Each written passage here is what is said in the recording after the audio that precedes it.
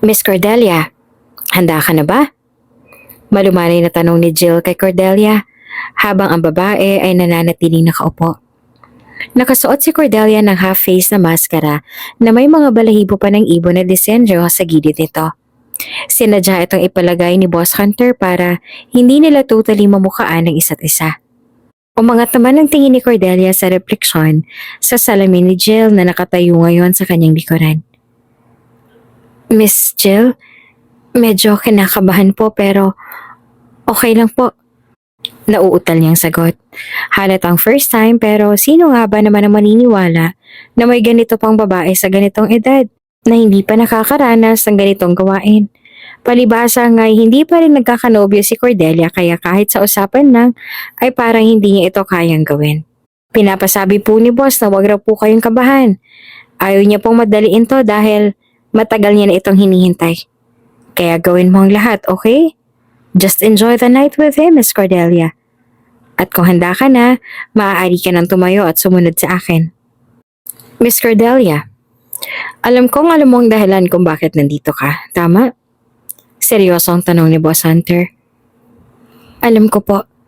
Mabilis namang tugon ni Cordelia. Naglakad-lakad naman si Boss Hunter sa paligid ng dalaga. Buo na ba ang loob mo? Muli niyang tanong. Ilang gabi ko na pong pinag-isipan to kaya sa tingin ko ay wala nang dahilan para magdalawang isip. Gusto ko po kayong matulungan at gusto ko rin po makapag-aral. I understand. Are you nervous? Tanong ni Boss Hunter.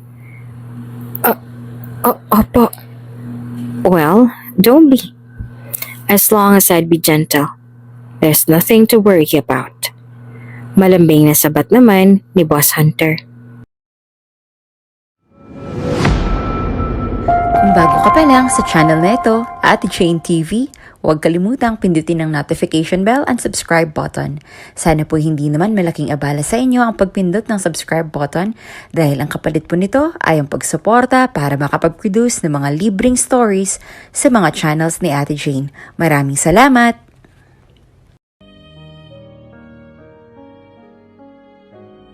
Is she ready? Jill, tell her na huwag kabahan. Ayoko madaliin to. Just tell her to enjoy the show. Seryosong tanong ni Boss Hunter sa kanyang assistant na si Jill. Naroon ito sa kanyang malawak na kwarto sa kanyang malapalasyo na laki na mansyon. Sa kabilang banday, magalang naman na sumagot si Jill. Masusunod po, Boss Hunter. Pupuntahan ko na po siya. Sabi niya namang nakayuko. Thank you. Tugon naman ni Boss Hunter. Pagkalabas ni Jill ng kwarto ni Boss Hunter, ay tinungo niya na ang silid na nasa kabila lamang noon kung saan naman naghihintay si Cordelia. Nang matunto na iyon ni Jill ay marahan niya ng pinihit ang doorknob at saka tuluyan ng pumasok sa loob. Doon ay nadatnan niya si Cordelia na nakaupo sa harap ng malaking vanity mirror. Nakalugay ang mahaba at paalon-alon nitong buhok at nakasuot ng wine red silky nightdress na mas lalong nagpoosbong ng magandang hubog ng kanyang katawan na animoy wala pang kahit na sino ang nakakahawak nito. Buhay na buhay din ang mapusyaw na kulay ng kanyang balat at malaporselana pa sa kinis na walang bahid ng kaunting anumang dungis. Sa kabilang banday, marahan naman siyang nilapitan ni Jill. Kulay kahel ang ilaw sa buong silid at talaga namang napakalamig sa lugar na iyon. Miss Cordelia, handa ka na ba? Malumanay na tanong ni Jill kay Cordelia habang ang babae ay nananatiling nakaupo. Nakasuot din si Cordelia ng half-face na maskara na may mga balahibo pa ng ibon na disenyo sa gilid nito. Sinadya itong ipalagay ni Boss Hunter para hindi nila totally mamukhaan ang isa't isa. Umangat naman ang tingin si Cordelia sa refleksyon sa salamin ni Jill na nakatayo ngayon sa kanyang likuran. Miss Jill, medyo kinakabahan pero okay lang po ko. Nauutal niyang sabi. Halatang first time pero sino nga ba naman ang maniniwala na may ganito pang babae sa ganitong edad na hindi pa rin sanay sa mga ganitong gawain. Palibhasa nga'y hindi pa rin nagkakanobyo itong si Cordelia kaya kahit sa usapan lang ay parang hindi ito kayang gawin. Ngumiti naman si Jill tsaka hinawakan sa magkabilang balikat si Cordelia. Pinapasabi ni boss na huwag ka raw kakabahan Ayaw niyang madaliin to dahil matagal niya na tong hinihintay. Gawin mo ang lahat, okay? Just enjoy the night with him, Miss Cordelia. At kung handa ka na, maaari ka nang tumayo at sumunod sa akin. Magalang na sabi ni Jill at saka pinihit na ang kanyang katawan palabas ng silid. Huminga muna ng malalim si Cordelia, pang-alis ng kaba, tsaka lakas loob ng sumunod kay Jill patungo sa kwarto na kinaroroonan ni Boss Hunter. Nang makarating na sila doon ay nauna nang pumasok si Jill, kasunod naman si Cordelia. Pinagmasdan ni Cordelia ang buong silid. Mas malaki ito kaysa kanina. Ganon din ang kulay ng ilaw at malamig din doon. Ang pinagkaiba lang ay ang kapansin-pansing malaking babasaging bintana na kahit mula sa pintuan ay kitang-kita ang buong tanawin sa labas. Napakalaki at lapad ng kortina na tumatakip doon at isa lang ang kulay na nangingibabaw sa buong silid na iyon. Itim. Lahat ay madilim. Medyo masakit na nga sa mata ang kulay kahel na ilaw na ito pero ito kasi ang gusto ni Boss Hunter para hindi rin nila gaano makita ang pagkakakilanlan ng isa't isa. Boss Hunter, nandito na po si Miss Cordelia. Papapasukin ko na po siya. Magalang na sabi ni Jill. Sige lang, sabi naman ni Boss Hunter. Lumingon naman si Jill kay Cordelia. Miss Cordelia, pwede ka nang pumasok. Utos niya. Salamat po. Nauutal na sagot naman ni Cordelia. Nang makapasok si Cordelia ay muling nagtanong si Jill kay Boss Hunter. Boss Hunter, may ipag-uutos pa po ba kayo? Magalang na tanong ni Jill. Wala na, maaari mo na kami iwanan. Utos ng lalaki at doon ay nagpaalam na nga rin si Jill. Masusunod po, boss. Pagkalabas ng assistant ay naiwan na lamang doon ang dalawa sa loob ng silid. Tila nga nanigas na ang mga tuhod ni Cordelia sa kanyang kinatatayuan at hindi na nito nagawa pang makagalaw o makahakbang man lamang. Lalong bumilis ang tibok ng kanyang puso at hindi malang kumukurap ang mga mata. Ni hindi nga niya mawari kung nilalamig na ba siya dahil sa aircon o dahil ba sa ninenervyo siya. Samantala, nakaupo naman na nakatalikod noon si Boss Hunter sa harap ng malaking bintana at ang kanang kamay nito ay nakahawak na sa baso ng wine. Do you want wine or whiskey? What do you want? Panimulang alok ni Boss Hunter kay Cordelia at saka tuluyan ng tumayo at humarap dito. Katulad ni Cordelia ay nakasuot din ito ng half-face na maskara. Sa pakiwari pa nga niya ay mga nasa 6 flat or 7 pa ang height nito. Taas na parang isang basketballista kaya naman napapaangat siya ng tingin nang tumayo si Boss Hunter. Para naman maibsan ang kaba niya at lumakas naman ang kanyang loob at hindi siya magmukhang estatwa doon sa loob ng kwarto, ay nag-request na lamang siya ng inumin kay Boss Hunter. Meron po bang 4 o beer? Nauutal niyang tanong. Hindi rin naman kasi siya sanay uminom ng mga wine o iba pang mga mamahaling alak dahil lumaki siya kasabay ang mga tambay sa kalye. Hindi man kita ni Cordelia ang buong reaksyon ng mukha ni Boss Hunter sa request niyang yon dahil sa suot-suot nitong maskara. Alam niyang napakunot ang noon ito dahil napagtanto din niyang marahil ay hindi ito pamilyar sa 4 na kanyang sinabi. 4? What's 4? Tanong ni Boss Hunter. Napangisi naman si Cordelia at pasimpleng napakamot sa kanyang ulo. Sorry po. Mayaman nga po pala kayo. Hindi niyo alam yan. Sige, kahit beer na lang. Beer na lang po. Sabi niya. At dahil may stock naman ng alak si Boss Hunter doon sa kanyang mini ref sa loob ng kanyang kwarto, naibigay kaagad nito ang hiling nitong beer. Thank you po. Nauutal na tugon naman ni Cordelia. Nang makakuha na si Boss Hunter ay bumalik na siya sa kinatatayuan ni Cordelia. Here, alika, maupo ka dito. Sabi ni Boss Hunter at kaagad namang sumunod si Cordelia habang hawak-hawak na ang beer. Thank you po. Sa sandaling yon, nang makaupo na si Cordelia, hindi na siya nagdalawang isip pa at wala nang hiya-hiya na in-straight ang isang boteng beer. Walang hingahan at hindi man lang huminto. Total, sanay din namang uminom si Cordelia kaya parang tubig lang yon sa kanya. Napatidig naman sa kanya si Boss Hunter. Gusto mo pa? Tanong niya. Ikinaway naman ni Cordelia ang kanyang isang kamay sabay sabing, hindi na po, okay na po ako, sagat niya. Ilang sandali pa nang medyo nakukondisyon na ang kanilang mga katawan ay naging seryoso na rin silang dalawa. Miss Cordelia, alam kong alam mo ang dahilan kung bakit ka nandito, tama? Seryosong tanong ni Boss Hunter. Alam ko po. Mabilis na tugon naman ni Cordelia. Naglakad-lakad naman si Boss Hunter sa paligid ng dalaga. Buo ba ang loob mo? Muli niyang naitanong. Lakas loob at matapang namang sumagot si Cordelia. Ilang gabi ko na po itong pinag-iisipan kaya sa tingin ko ay wala na pong dahilan pa para magdalawang isip. Gusto ko po kayong matulungan at isa pa gusto ko rin pong makapagtapos sa pag-aaral kaya Boss Hunter, maniwala po kayo o sa hindi. Pero napakalaking tulong po nito sa akin. Sabi ng dalaga at tumango naman ang lalaki. I understand, sabi pa ni Boss Hunter. Sa puntong yon ay huminto naman si Boss Hunter sa likuran ni Cordelia at saka marahang hinawi ang buhok nito. You know what? The perfume that you're wearing is my favorite. Ako ang pumili niyan para sa'yo. Mas nararamdaman ko yung matinding sensasyon kapag naaamoy ko yan. And this is my greatest addiction. Bagay na bagay sa'yo ang amoy. The elegance of the fragrance. Para kang isang bulaklak na matatagpuan lamang sa mga malalamig na lugar. Nakaka-addict. Kahit hindi mo hubarin ang suot mong maskara. Alam kong you own the most gorgeous face in the universe. And I am so lucky to be with you tonight. Pabulong na sabi ni Boss Hunter sa tono na animoy ng aakit. Marahan na rin hinawakan ni Boss Hunter sa balikat si Cordelia at saka marahang iniharap na sa kanya. Are you nervous? Tanong ni Boss Hunter. Nauutal namang sumagot si Cordelia.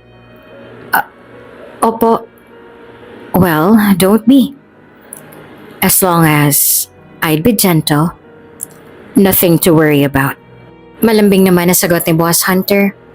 At sa pagkakataong yon ay simulan ng halikan ni Boss Hunter si Cordelia na sinimulan niya na sa noon ito.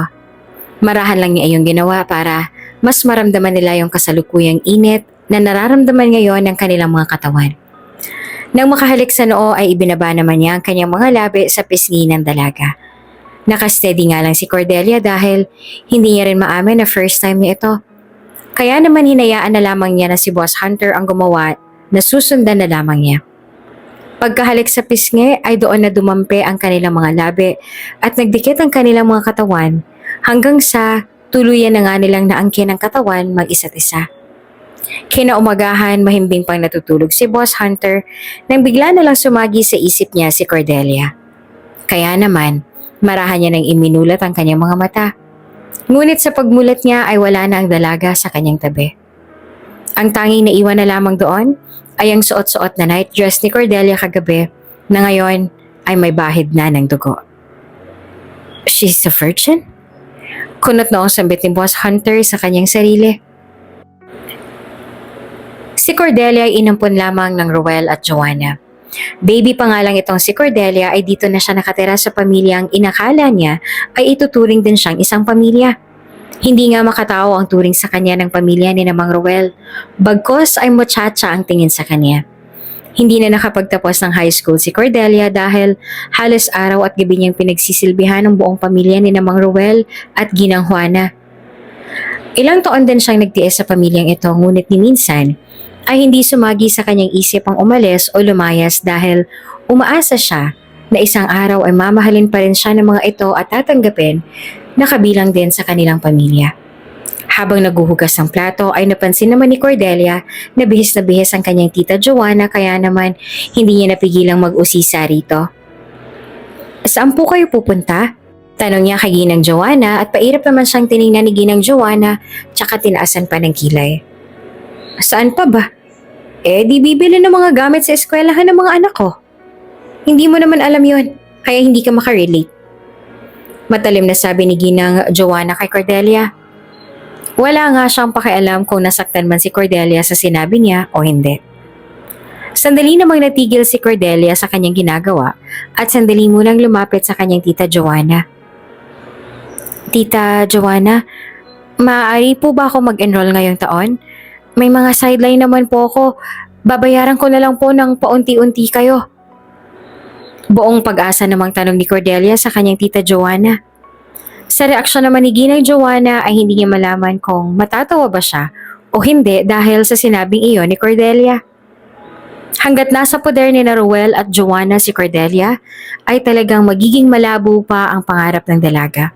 Walang kasiguraduhan o hindi naman kaya ay magiging imposible na ang lahat. Alam mo Cordelia, kung tutuusin, pwede ka namang mag-aral dahil marami na mga public school dito. Pero kung mag-aaral ka, sino nang magpo-provide ng pangangailangan namin? At wala na mag-aasikaso dito sa amin sa bahay. Mahahati na ang oras mo at pag nagkataon, baka doon ka pa lumande at makaalis sa amin. Kaya hindi. Dito ka lang sa bahay at magsilbi sa amin katulad ng ginagawa mo matagal ng panahon. O siya, sige na. At kami nagmamadali, huwag ka ng maraming arte dyan. Litanya naman ang kanyang tita Joanna.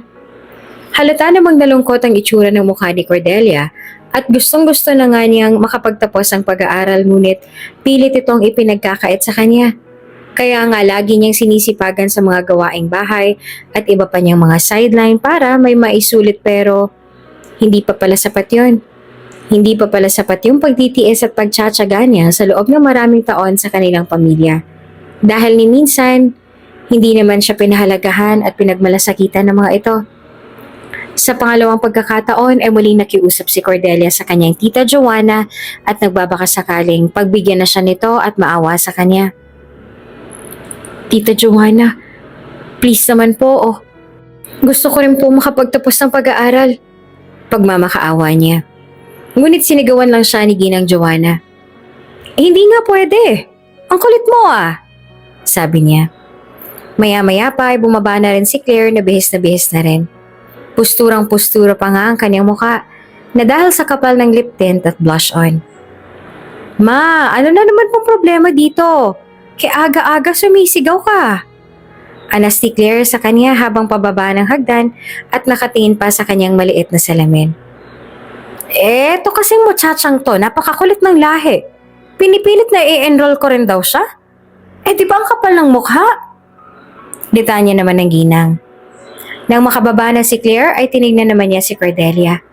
Halos magkaedad lang silang dalawa ngunit pagdating sa itsura ay mahahalata talagang ampon itong si Cordelia dahil siya lamang ang bukod tanging maganda sa mga tao sa bahay na yon.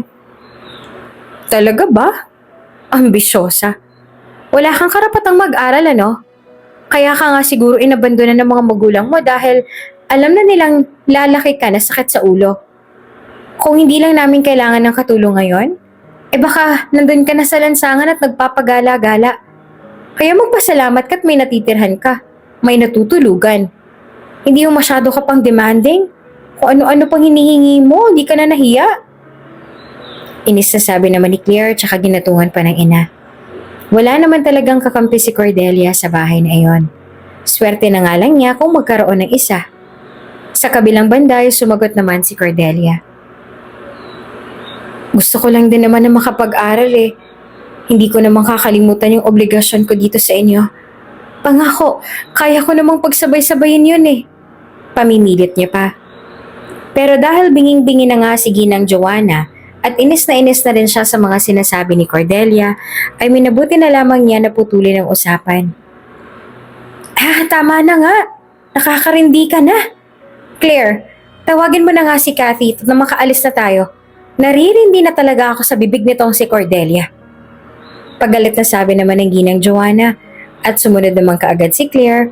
Ngunit bago tumalikod at umalis, ay binilatan pa niya na parang bata si Cordelia at saka pinaikutan ng mata.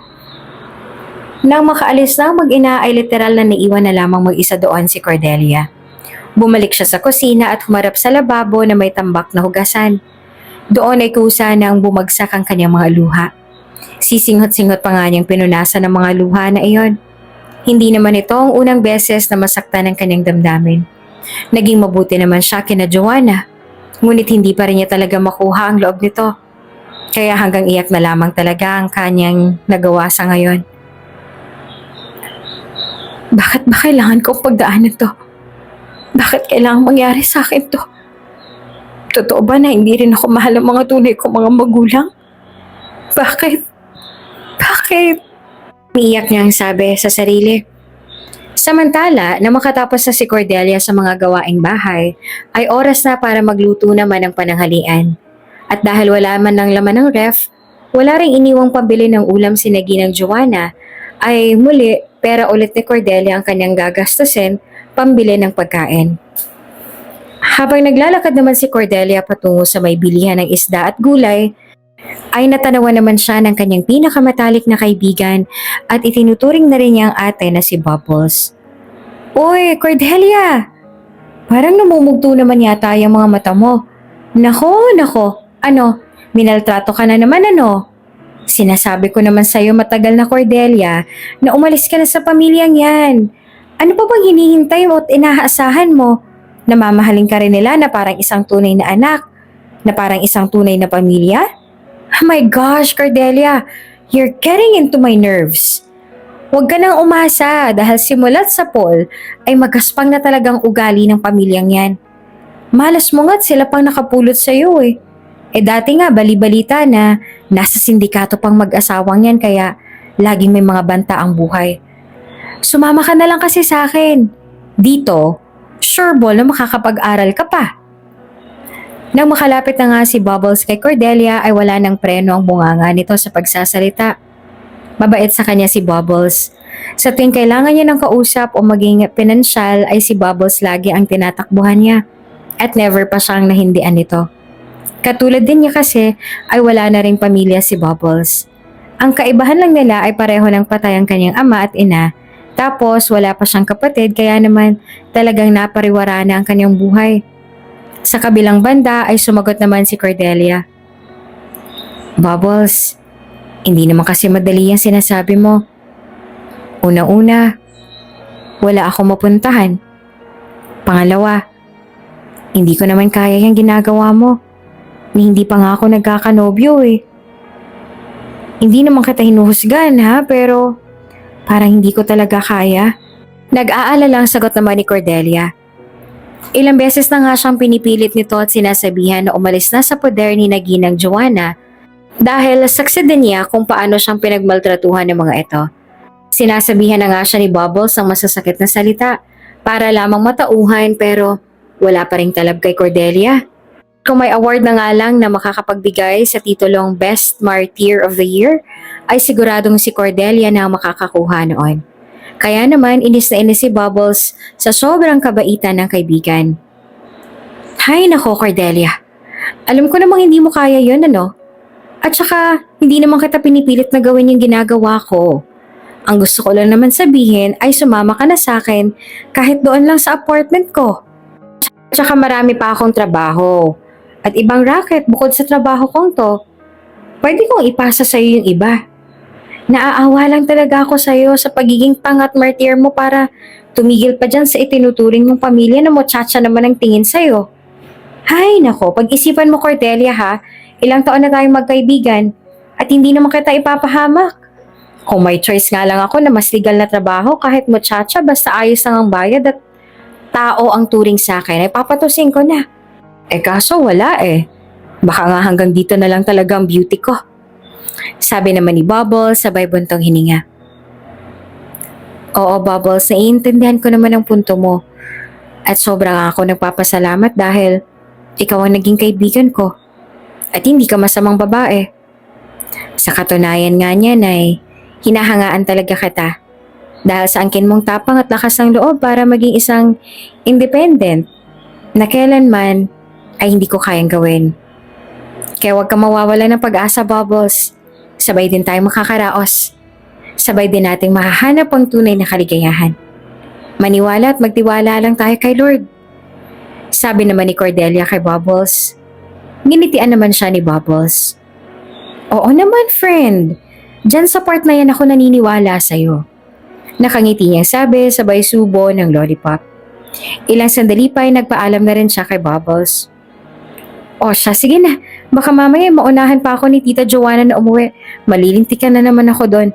Nagsasaing pa kasi. Nanlaki naman ang mga mata ni Cordelia nang maalala niya na may naiwan pa nga pala siyang sinaing na buong akala niya ay napatay niya na. Patay! Hindi ko pa nga pala napapatay yung niluluto ko. Sige na, Bubbles, may iwan na kita ha. Nasusunog na yun panigurado. Oo, sige, ingat ka, friend. Bulalas nga niya tsaka kumaripas na ng takbo pa uwi sa kanila. Mabuti na nga lang at hindi pa siya gaano nakakalayo kaya naman nakauwi siya kaagad. Sa gate pa nga lang ng bahay ay amoy na amoy niya na ang sunog na kanin kaya naman kabado na siyang nagtungo sa loob. Ngunit lalo lamang siyang kinabahan. Nang pihitin na sana niya ang doorknob ay napansin niyang nakapinid na ito. At nang makapasok siya ay bumunga doon sa kanya si Tita Joanna at Kuya Ruel. Pati na rin sina Claire at Kathy ay naroon na din. Kabado niyang tinitigan ang isa't isa at halos lahat sila ay nanilisik ang tingin sa kanya. Tita Joanna, Tito Ruel, pasensya na po. Bibili sana po ako ng pang-ulam tapos Magpapaliwanag pa sana si Cordelia nang bigla na siyang sampalin ni Ginang Joanna. Bastarda! Abay kung hindi pa umuwi ang iyong Tito Ruel, ay baka natupok na ng apoy itong bahay namin. Ang hirap kasi sa'yo kung ano-anong iniisip at inaatupag mo. Tapos ngayon, sasabihin mo na gusto mong mag-aral? Eh yung magwaglit ka nga lang saglit ay kakapahamak na namin? Nakakagigil ka talagang babae ka. Baliw niya kay Cordelia. Napahawak naman si Cordelia sa kanyang pisngi dahil sa malakas na pagkakasampal na iyon. Sorry na po, Tita Joanna. Akala ko po kasi napatay ko na eh. Muling paghingi ng paumanin ni Cordelia na ngayon ay tumutulo ng mga luha. Sa puntong yon ay nakialam na rin si Ginoong Ruel. Puro kaakala. Eh paano ko nasunog ang bahay? Anong ipapalit mo? Wala. Kahit yung kakarampot mong ipon, hindi yan makakabuo ng bahay. Alam mo, hindi ko alam kung bakit isinama pa kita dito eh. Sana pala nung baby ka pa lang, ipinaanod na kita sa baha. Hindi kayo pinakain sa mga pusa. Dahil lalaki ka naman palang walang silbi. Buisit. Gigil na gigil at galit na sabi ni Ginoong Ruel kay Cordelia. Lalo namang nagunahan ang mga luha ni Cordelia sa pagtulo. Ngayon ay mas nadama niya na yung sakit. Para bang biglang tumigil ang pintig ng puso niya. Ni hindi na nga rin nagfa-function ang kanyang utak. Para bang biglang nag-shutdown lahat at ang tanging nararamdaman na lang niya ay sakit. Isang malalim na sakit na matagal niya nang tinatago na ngayon ay nag-ipon-ipon na kaya umapaw na ang sakit na kanyang nararamdaman. Nagmistulan na siyang isang bata na umiiyak habang pinupunasan ng kanyang mga palad ang kanyang mga luha. O ano? Tapos ngayon iiyakan mo kami. Nasasaktan ka. Kami na naman ang kontrabida. Kasalanan mo yan dahil gaga ka kasi. Tuliro ang utak mo. Tama si Ruel. Dapat pinabayaan ka na lang namin dahil ikaw pa palang magdadala ng kamalasan sa bahay na to. Salot ka talaga. Dagdag pa ni Ginang Joanna kaya along nasaktan si Cordelia. Pagkapunis si Cordelia ng kanyang mga luha ay doon na siya naglakas ng loob na nagtanong. Bakit? Panimula niya. Mahina lang ang boses niya at ngayon ay nanginginig pa dahil sa pagpipigil niya sa kanyang pag-iyak. Nagsalubong naman ang dalawang kilay ni Ginang Joanna. Ano ka mo? Anong sabi mo? Taas kilay niyang tanong. At ipinagpatuloy na nga ni Cordelia ang nais niyang sabihin. Bakit? Bakit po ba hindi niyo ako magawang mahalin? O tanggapin man lang? Ginawa ko naman ang lahat para maging mabuti sa inyo. Pinaglingkuran ko ang buong pamilya ninyo. May mga narinig ba kayong reklamo sa akin? Kinwestiyon ko po ba kayo? Wala, diba? Dahil yung part na kinuha niyo ako para kupkupin sa bahay na ito, tinanaw ko yun ng isang malaking utang na loob sa inyo. Ang hiling ko lang naman na sana, isali niyo rin naman ako sa pamilya niyo. At yung hiling niyo na sana, pinabayaan niyo na lang ako. Sana nga po, pinabayaan niyo na lang ako. Para wala nang problema. Umiiyak na sabi ni Cordelia. Marami pa sana siyang gustong sabihin o iparating, ngunit nabablangko na ang kanyang isip. Natatalo ng kanyang emosyon ng bawat salita na gustong lumabas sa kanyang mga labi. Nauunahan siya ng kanyang mga luha kaya lalo siyang nagmumukhang mahina. Napakadami pa niyang gustong sabihin ngunit hindi na rin niya kinaya ang tensyon kaya naman pagkasalita niya ay hindi na siya nagdalawang isip pa na umalis at kumaripas ng takbo papalayo sa malaimpyernong buhay at bahay na iyon. Cordelia! Cordelia! Malakas na sigaw naman ni Ginang Joanna. Pipigilan pa sana niya ang dalaga ngunit naitaas na agad ni Ginoong Ruel ang kamay niya at saka iniharang iyon sa harap ng asawa. Hayaan mo na siya. Hindi na natin siya kargo ngayon. Matalim na sabi ni Ginoong Ruel. At dahil wala namang ibang mapupuntahan si Cordelia, ay doon na muna siya nagtungo sa apartment na tinutuluyan ng kanyang kaibigang si Bubbles. Matagal pa nga siyang naghintay doon dahil hindi niya doon nadatnan ng kaibigan. Kaya nang dumating ito ay tumayo na siya mula sa kanyang kinauupuan. Huy friend, okay ka lang ba? Sorry pinaghintay kita. Pinatawag kasi ako ni Mother Earth eh. May importanteng sinabi. Anyway, halika na sa loob. Simula ngayon dito ka na sa akin ha. Pangingi ng paumanhin ka agad ni Bubbles tsaka inakbayan ng kaibigan. Tahimik lang si Cordelia na tila wala sa kanyang sarili. Sumunod lang siya kay Bubbles dahil alam naman niyang nasa ligtas na siya ngayon. Nang makapasok na sila sa loob ay pinaupo na kaagad ni Bubbles si Cordelia sa may sofa at doon ay inalok niya na ng pagkain. Kumain ka na ba? Inumin. Madami ako dito. Beer. 4, gusto mo? Sunod-sunod na tanong ni Bubbles kay Cordelia. Tulala pa rin si Cordelia na namumugto pang mga mata. Kahit ano, basta yung nakakalasing. Yung nakakawala ng sakit ng puso at sama ng loob. Sagot naman ni Cordelia. Napatingin naman sa kanya si Bubbles nang nakangisi. Ang lalim na. Sige, mag-4 na lang tayo. Suwestyon niya. Nagtungo na nga si Bubbles sa kanyang kusina at iniwan muna sandali doon sa sala si Cordelia. Kumuha siya ng ilang dalatang pamulutan at chocolates at saka ang iinumin nilang alak. Nang makuha niya na lahat ay nagtungo na siya kaagad sa sala kung saan naman nakatulala pa rin si Cordelia pero ngayon ay punong-puno na naman ng luha ang kanyang mga mata. Umupo na rin si Bubbles doon sa couch sa harap ni Cordelia. So, ano nga? Anong nangyari? Panimulang tanong ni Bubbles sa kanyang kaibigan. Doon ay nagsimula na ring magsalita si Cordelia habang lumuluha. Ang sakit eh. Ang sakit ng mga sinabi nila. Sabi ni Cordelia na nangangatal pa ang boses. Tumagay muna si Bubbles bago sumagot. Umiling-iling pa ito. Friend, halos araw-araw ka naman lang sinasabihan ng masasakit na salita. Ngayon mo lang na-realize na masakit? Wake up, friend!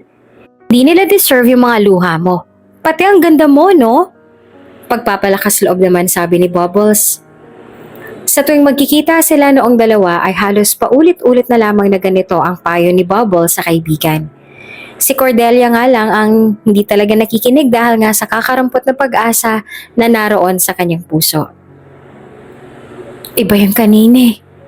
Pakiramdam ko biglang nag-shutdown yung buong pagkatao ko. Yung mga tingin nila habang nagsasalita, parang bigla akong kinestyon yung sarili ko kung bakit nga ba. Kung bakit nga ba nabuhay pa ako kung pwede namang patayin at pabayaan na lang nila ako. Gusto ko lang din naman na mahalin ako eh. Gusto ko lang din namang maramdaman na magkaroon ng isang pamilya. Pero, bakit ang hirap? Bakit parang sumpaan na talagang tingin sa akin ng mundo? Pagpapatuloy na hinaing ni Cordelia. Nilapitan naman siya ni Bubbles at doon ay naupo sa kanyang tabi para damayan ito at yakapin. Hinimas-himas ni Bubbles ang likod ni Cordelia upang palakasin ang loob nito. Alam niyang malakas si Cordelia ngunit pagdating sa usapang pamilya ay nagiging mahina siya. Friend, sige lang, carry lang yan. Iiyak mo lang. I-release mo lang. Dahil ganyan talaga ang buhay. Kapag wala naman talagang ganapang tao sa buhay mo, aalisin niya ni Lord at kailangan mo pagdaanan yung sakit. para ma-realize mo na hindi na pala talaga tama. Kesa naman, alam mo yun friend, may mga taong darating sa buhay mo na kahit paulit-ulit kang saktan, worth it pa rin ipaglaban. Pero sila? Sina Ate Joanna at Kuya Ruel? Naku, wala naman silang ganap sa buhay mo, no? Kaya sila na lang ang nagtulak sa'yo palayo. Hindi sila worth it. Kung tutuusin nga, hindi sila deserving ng mga luha mo eh. Pero dahil nasasaktan ka, kailangan mong ilabas yan para gumaan at maalis yung bigat ng kalooban mo. Ganon lang naman ang buhay, Cordelia. Hindi tayo matututo.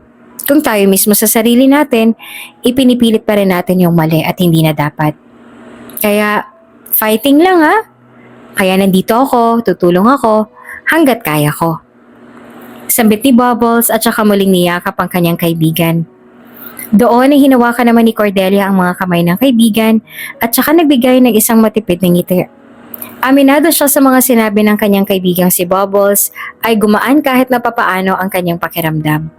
Pakiramdam niya ay nakahinga siya ng maluwag knowing na may isang tao na nagmamalasakit at nagmamahal sa kanya at iyon ay walang iba kundi si Bubbles.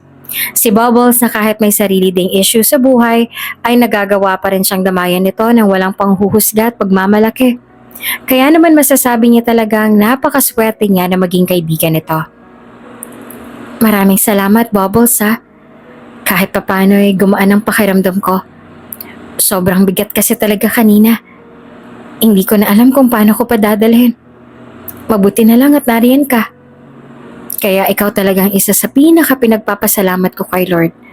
Ang magkaroon ng isang kaibigan na katulad mo. Sana hindi ka na mawala pa sa buhay ko. Nakangiting sabi ni Cordelia kay Bubbles. Para naman mabawasan na rin ang iyakan at drama, ay iniba na lamang ni Bubbles ang usapan. Pinapaiyak mo naman ako, Frenny eh. Nakakainis ka.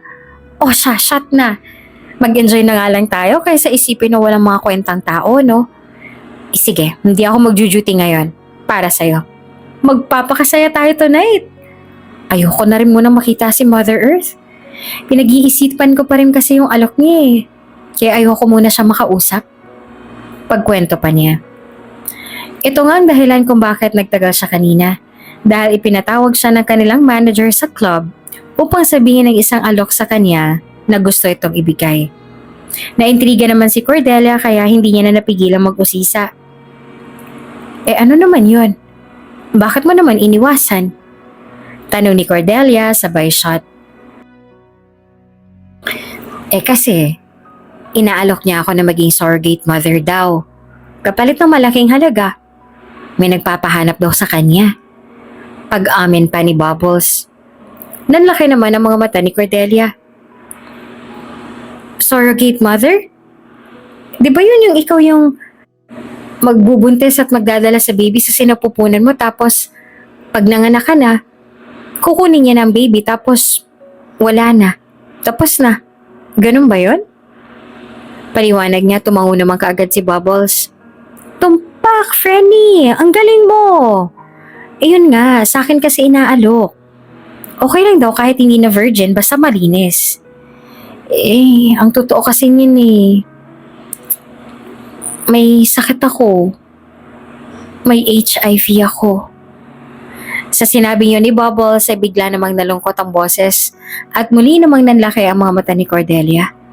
Ha? Totoo? Gulat niyang tanong. Napahalakak naman ng malakas si Bubbles dahil sa kanyang trip at kalokohan na pinaniwalaan naman kaagad ni Cordelia. Nasamid pa nga ito sa kakatawa nang mamasdan niya na ang reaksyon ng mukha ni Cordelia. Gaga, joke lang. Paniwalang paniwalaan naman to. Ang totoo, ayoko talaga magkaanak ano. Ayoko manganak. Hindi ba may sakit ako sa puso? Natatakot ako eh. Yan kasi ikinamatay ng nanay ko. Baka matulad pa ako. Ayoko nang mategi kaya talagang alinlangan ako. Bawing sagot naman ni Bubbles ang may pag-aalala. Maya-maya pa ay napagmasta naman ni Bubbles si Cordelia. Mula ulo hanggang paa at nang makabalik siya sa taas ay doon na unti-unting naniningkit ang kanyang mga mata. Mga tingin na para bang may kailangan siya kay Cordelia.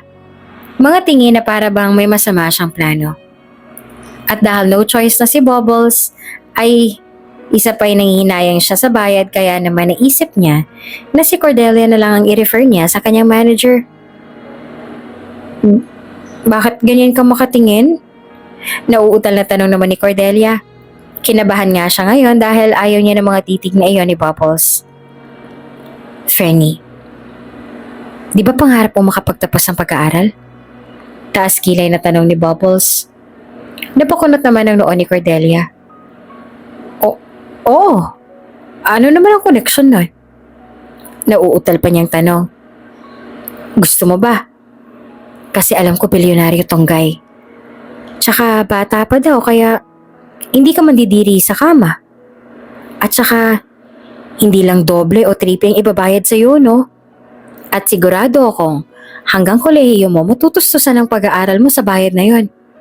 Lalo pat virgin ka pa. Naku, pasok na pasok ka. Ano, bet mo?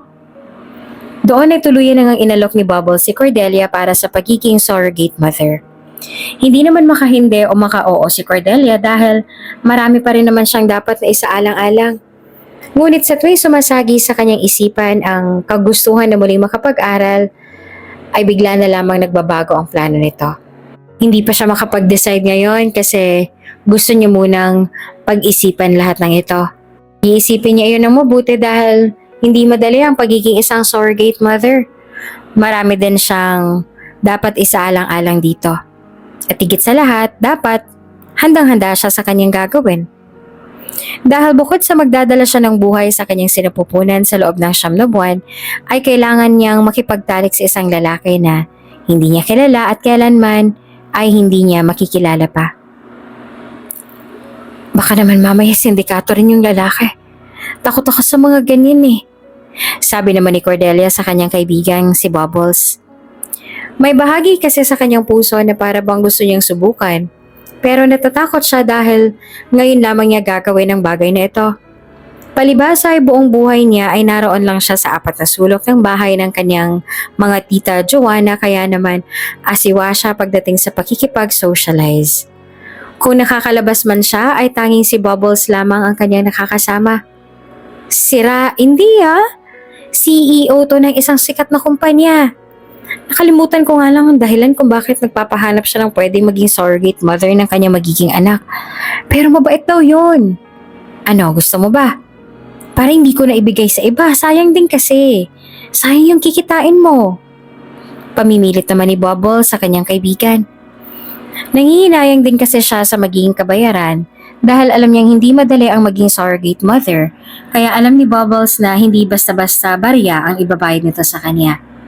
Alam din niyang malaki ang maitutulong nito sa kanyang kaibigang si Cordelia para sa kanyang planong pagbabalik-aral kaya naman talagang ipinipilit niya ito sa dalaga. Nakakaengganyo nga kapag malaki ang kabayaran pero pwede bang pag-isipan ko muna? Pero hindi pa ako humihindi o umuoo ha. Kailangan ko lang pag-isipan muna at huwag magpadalos-dalos sa desisyon ko. Wika ni Cordelia. Naunawaan naman yun ni Bubbles dahil batid niya na may pagkakonserbatibo ang kanyang kaibigan kaya talagang pag-aaralan pa nitong mag-adjust kaya ito manguna lang muna siya. May tama ka naman dyan pero kapag gusto mo na, huwag ka mag-aatubiling sabihin kaagad sa akin ha. Alam mo naman sa trabaho ko maraming kakompetensya. Sa akin pa nga lang kasi sinasabi ni Mother Earth yung tungkol dyan. Ayaw niyo munang sabihin sa iba hanggat wala pa raw akong kasagutan. Isa pa, hindi ako pwede dyan kasi may mga guping sa kong suki doon sa club ano. May mga bachelors ating. Baka mapunta pa sa iba. Minsan na nga lang magkaroon ng mga suking gwapo. Kadalasan kasi mga matatanda na tapos amoy naptalina pa. Kaya hindi ko rin carry yan. Ikaw na lang, Frenny. Sabi pa ni Bubble.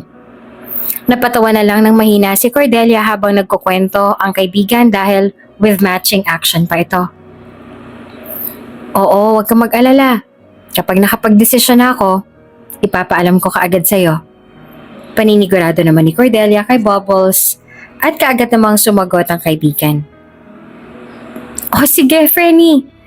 At itinuloy na lang nilang inuman na mukha rin namang nakakatulong kay Cordelia dahil nakakatawa na siya. At sigurado si Bubbles na makakalimutan na rin ni Cordelia ang masama at mapait niyang karanasan sa kamay kinaginang Joanna. at Mang Ruel. Samantala, sa mansyon naman ni Boss Hunter, ay naroon siya sa loob ng kanyang opisina habang nakaupo sa kanyang office chair. Jill, may hinahanap ka na ba? Seryoso niyang tanong kay Jill, ang assistant niya. Si Hunter Nicholas o kung tawagin ay Boss Hunter, ang nagpapahanap ng kanyang magiging surrogate mother para sa kanyang anak sa kadahilan ng ayaw niya ng commitment. Ayaw niya ng relasyon o ayaw niyang mag-asawa. Dala na rin ang kanyang naging karanasan sa kanyang mga magulang na siya mismo ang nakahuli sa kanyang ina at sa kalaguyo nito nakikipagtalik sa kama na dahilan naman ng paghihiwalay ng kanyang mga magulang. Kaya nang pinapili si Boss Hunter noon kung kanino siya sasama ay mas pinili niya ang kanyang ama. At magpahanggang ngayon ay sariwa pa rin sa kanyang alaala ang naging kataksilan ng kanyang ina sa kanyang ama. Kaya naman hindi na talaga siya nag-abala pa na pumasok sa isang seryosong relasyon. At hanggang kama lang talaga ang babae para sa kanya. Pakiramdam niya kasi lahat ng babae ay manluloko kaya mas gugustuhin na lamang niya na magkaanak kaysa magkaroon ng asawa. Sa kabilang banda ay magalang naman na sumagot si Jill. Pinuntahan ko na po, Boss Hunter, ang ilang mga club dito sa Kamaynilaan at may ilan ng mga manager ako mga nakausap. Hinihintay ko na lang po yung mga kasagutan nila.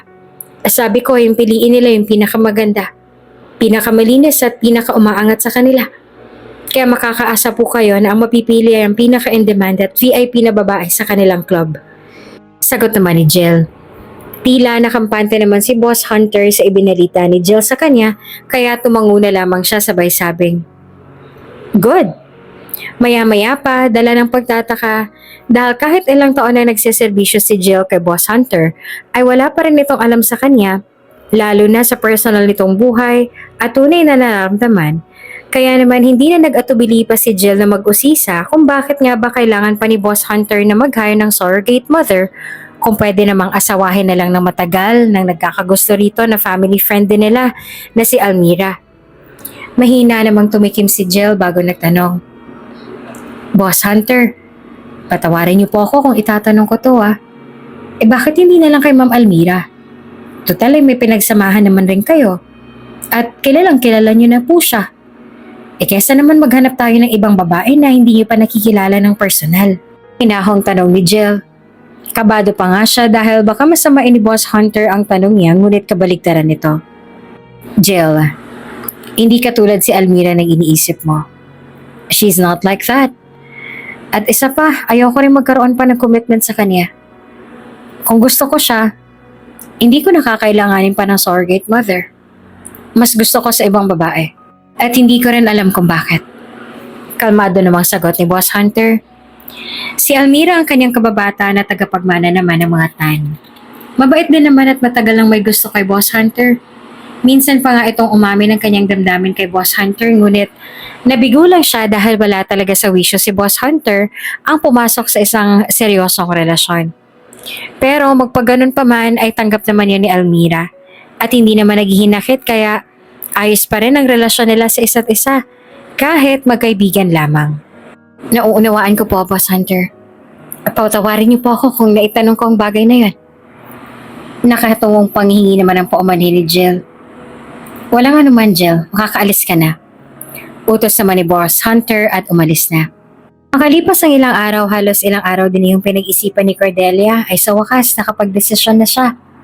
Hindi nga naging madali sa kanya ang kanyang desisyon ngunit kapag iniisip niya ang kanyang mga pangarap ay mas lumalakas ang kanyang loob na tanggapin ang hamon na ito. Nag-aayos na noon si Bubbles para pumasok sa trabaho nang lapitan siya ni Cordelia. Bubbles, nakapag-desisyon na ako.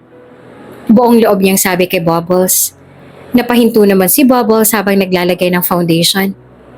Talaga? So ano? Anong desisyon mo? Taas kilay niyang tanong. Huminga naman ng malalim si Cordelia at siya tumingin sa may bintana. Gustong-gusto ko na talaga kasi na makapag-aral at makapagtapos. Kaya sige, pumapayag na ako. Sabi niya at saka tumingin kay Bubbles. Bigla namang lumuwag ang mga ngiti ni Bubbles sa kanyang mukha. Talaga? Wala nang urungan to Tanong niya. Oo, wala nang urungan. Matapang na sagot naman ni Cordelia at ngayon ay makikitaan na talaga siya ng pagkaporsigido at pagkadesperada. Dahil may desisyon na naman na si Cordelia ay may isang bagay namang gustong siguruhin si Bubble sa kanya. Batid niya hindi pa ito nagkakanobyo kaya naman may isang bagay siyang inaalala. Teka, matanong ko lang ha? Nakatry ka na ba? Matalim niyang tanong kay Cordelia. Napakunot naman ang noon ni Cordelia dahil sa pagka-inosente niya ay hindi niya maintindihan tuloy ang gustong iparating nitong si Bubble sa kanya. Nakatry ng ano? Kanyang tanong. Napairap naman si Bubbles. Ang slow naman. Alam mo na yung ano? Sabi pa niya. Doon ay nangulit na nga si Cordelia. Ano pa kasi yung ano? Muling tanong naman ni Cordelia. Doon ay sinabi na nga rin talaga ni Bubbles ang gusto niyang sabihin para hindi na rin maguluhan pa itong si Cordelia. Sa kama. May nakatabi ka na ba? Nakasiping? Nakapag-loving, ganun. Sunod-sunod yung tanong. Bigla namang namula ang mga pisngi ni Cordelia dahil pagdating sa ganung usapan ay naiilang talaga siya. Wala pa akong karanasan sa ganyan eh. Iyan nga rin yung iniisip ko.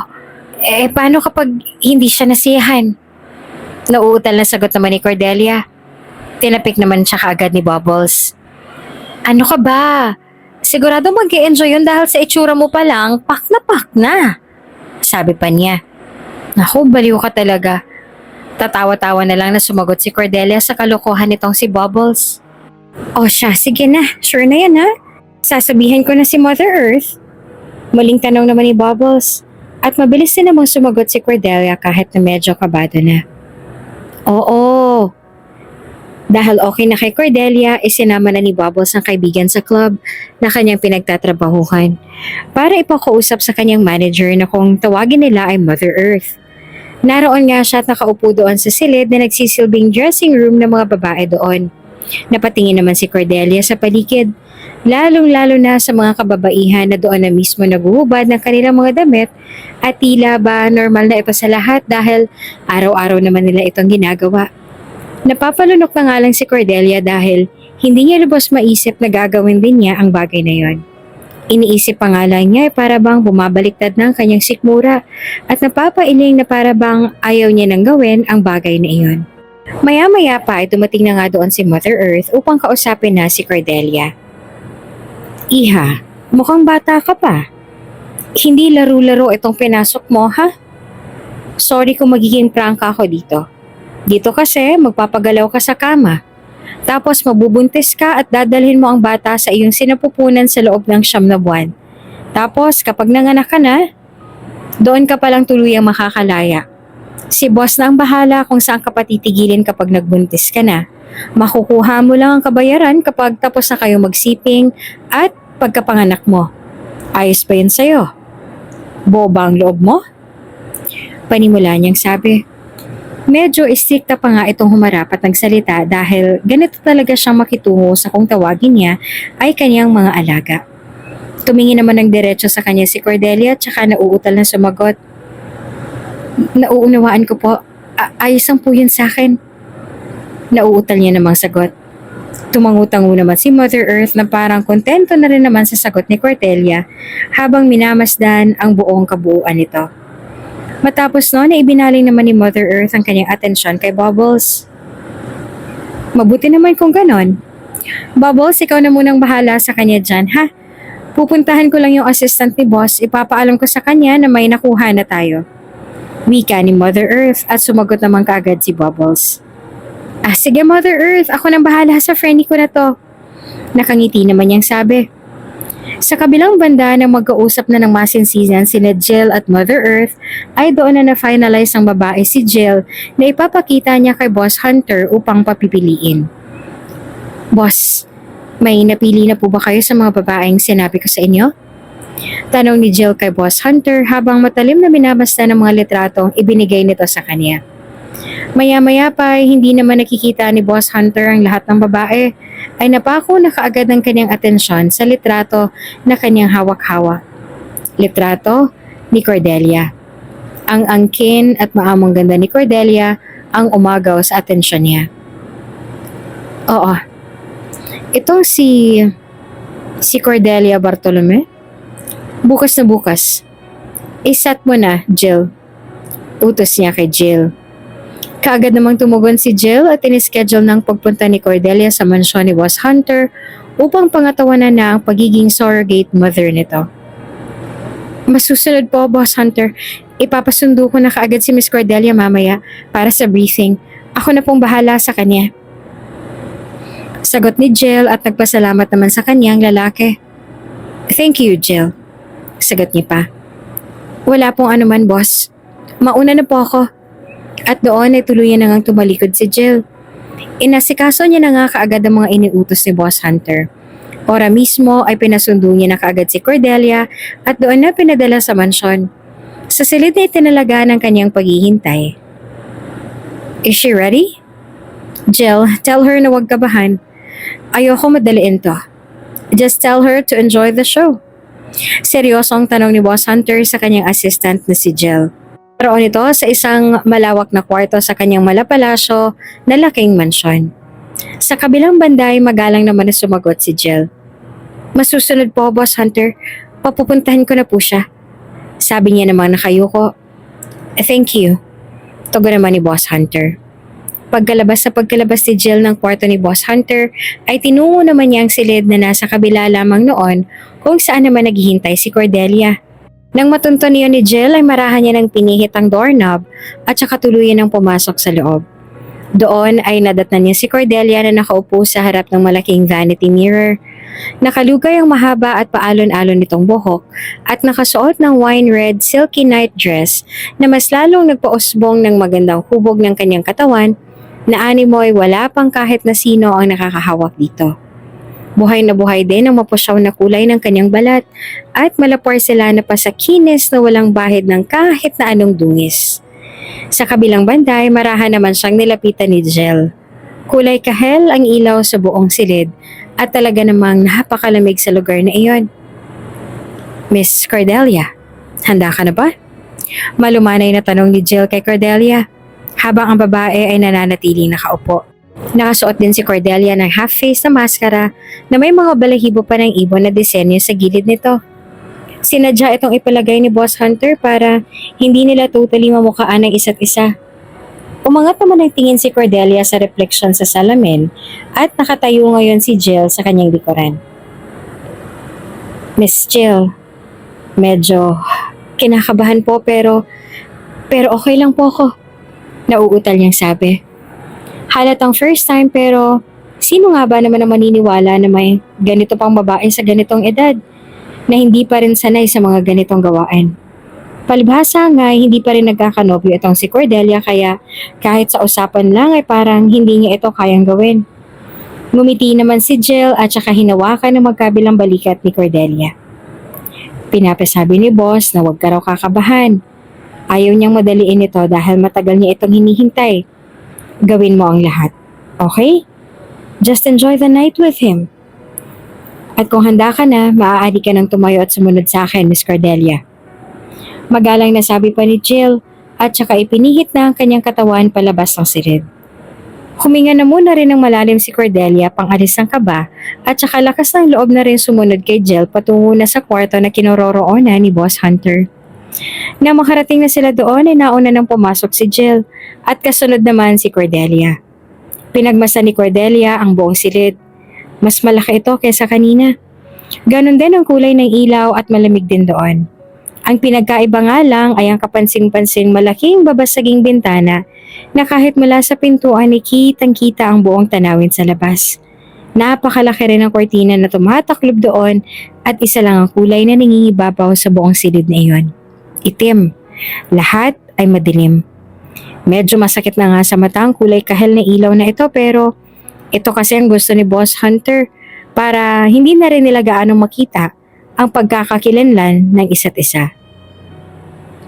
Boss Hunter, andito na po si Miss Cordelia, papapasukin ko na po siya. Magalang na sabi naman ni Jill. Sige lang, sabi naman ni Boss Hunter. Lumingon naman si Jill kay Cordelia. Miss Cordelia, pwede ka nang pumasok. Utos pa niya. Salamat po. Nauutal na sagot naman ni Cordelia. Nang makapasok na ito ay muling nagtanong si Jill kay Boss Hunter. Boss Hunter, may ipag-uutos pa po ba kayo? Magalang na tanong ni Jill kay Boss Hunter. Wala na. Maaari mo na kaming iwan. Utos ng lalaki at doon ay nagpaalam na si Jill. Masusunod po, boss. Pagkalabas ng assistant ay naiwan na lamang doon ang dalawa sa loob ng silid. Tila nga nanigas na ang mga tuhod ni Cordelia sa kanyang kinatatayuan at hindi na nito nagagawa pa makagalaw o makahakbang man lamang. Lalong bumilis ang tibok ng kanyang puso at hindi man lang kumurap ang mga mata nito. Ni hindi nga niya mawari kung nilalamig na ba siya dahil sa aircon o dahil sa nerbiyos. Samantala, nakaupong nakatalikod naman noon si Boss Hunter sa harap ng malaking bintana at ang kamay nito ay nakahawak sa baso ng wine. Do you want wine? Or whiskey?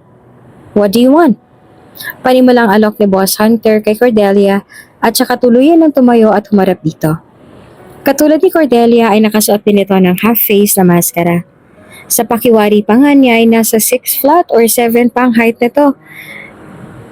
Tangkad na pang basketballista kaya naman napapaangat siya ng tingin nang tumayo si Boss Hunter. Para namang maibsan ang kaba niya at lumakas laman ang loob niya at hindi siya maging mukhang statwa doon, ay nag-request na lamang din siya ng inumin kay Boss Hunter. Meron po ba kayong 4 o beer? Nauutal naman niyang tanong.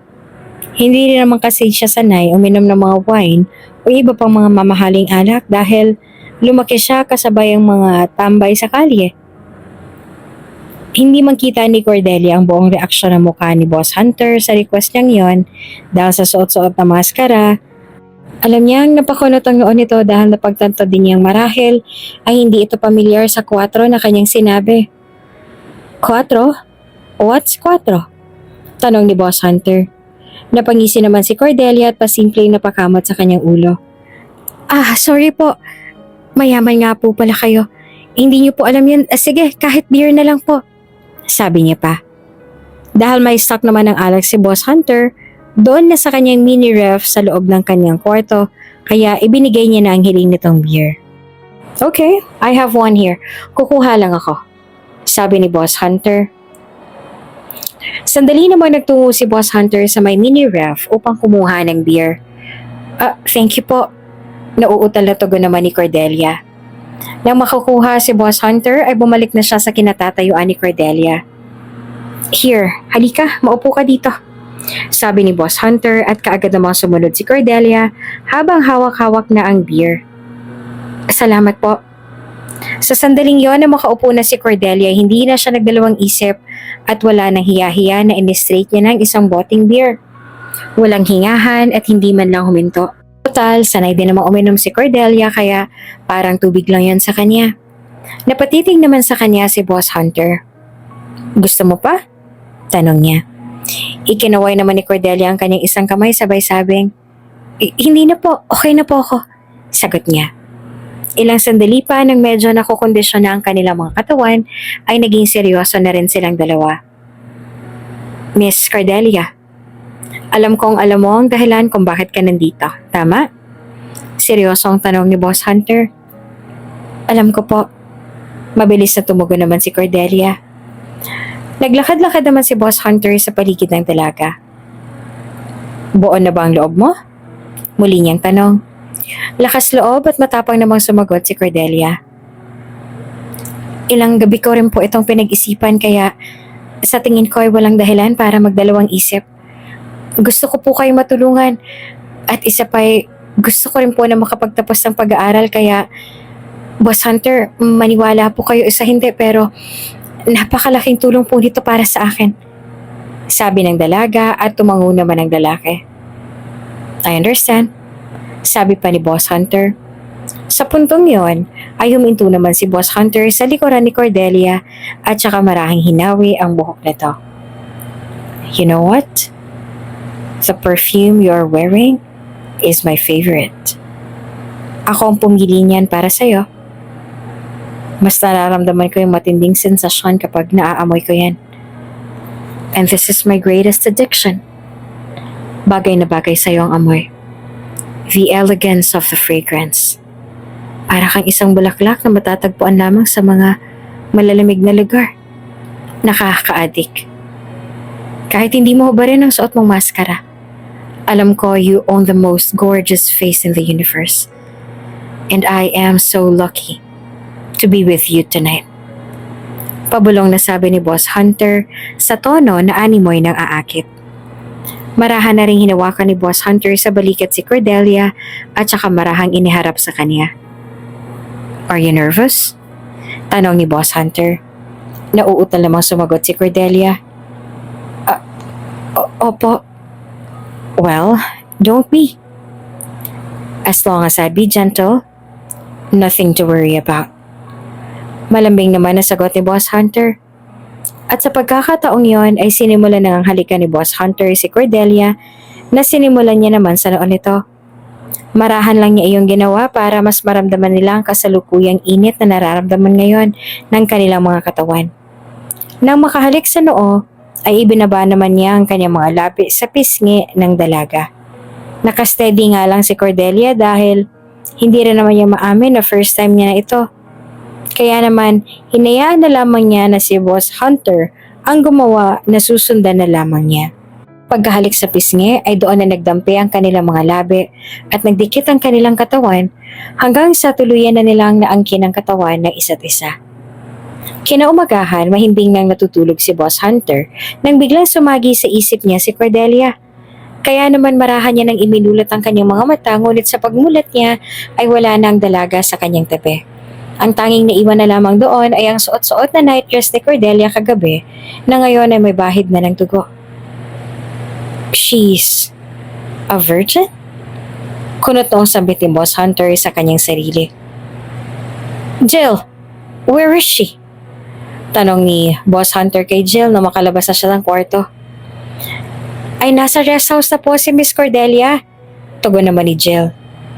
Habang nagbubuntis nga si Cordelia ay doon na muna ito pansamantalang titira sa rest house ni Boss Hunter na malapit din lamang sa mansyon niya.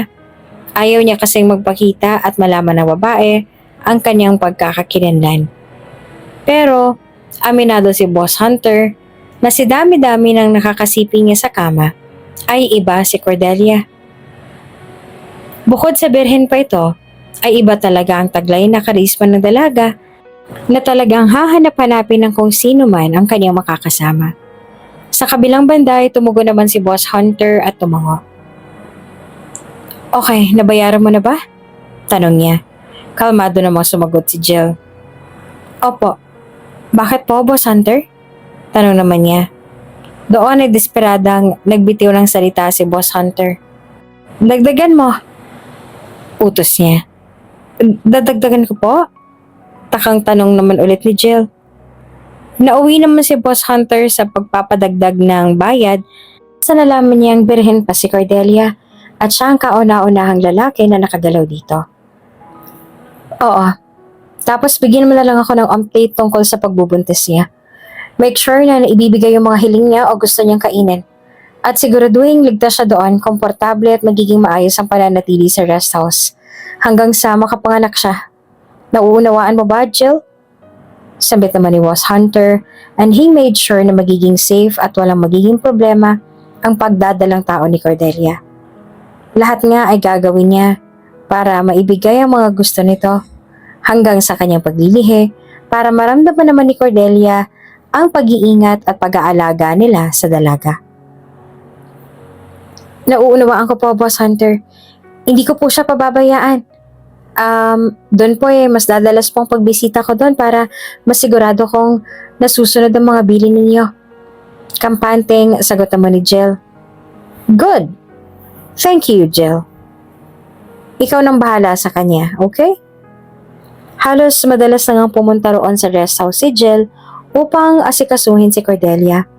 Kahit na may mga katulong na doon na kasama ang dalaga, ay mas kampante pa rin si Boss Hunter kung si Jill mismo ang pupunta doon para mabigyan na rin siya ng update nito. At katulad niya ng inaasahan, ay hindi naging mahirap kay Cordelia ang kanyang naging pagbubuntis. Bawat cravings niya kahit na mahirap hanapin ay napoprovide pa rin ni Boss Hunter. Kompleto rin siya sa vitamins at gatas. Bawal din siyang ma-stress kaya naman talagang buhay prinsesa at sunod ang luho ni Cordelia sa loob ng 9 na pagdadalang tao. Nang makalipas ang 9 ay sa wakas, naisilang na rin ni Cordelia ang malusog at cute na baby girl. Si Boss Hunter na nga ang bahalang magpangalan sa bata. At hindi na rin nagawa pa nilang ipakita ito kay Cordelia dahil kinuha na rin kaagad nila ang baby.